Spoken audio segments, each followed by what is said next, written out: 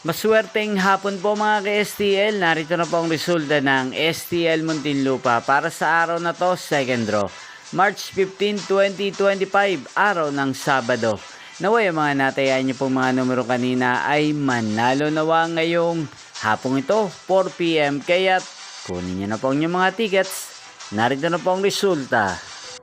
Ang mga numerong nanalo sa STL Muntinlupa ngayong hapong ito, March 15, 2025, 4 PM. Second draw result, 2 at 4. In exact order sa lahat po ng tumaya kanina sa STL Muntinlupa para second draw ng 2 at 4. Congrats po sa inyo, panalo po kayo. At ngayong hapong ito sa STL Muntinlupa, atin pong i-shoutout si Ate Mariana ng Muntinlupa na lagi pong nanonood din sa channel na to. Shoutout po sa inyo, Ate Mariana. Sana po ay manalo rin ang mga numerong inaalagaan nyo sa STL Muntinlupa.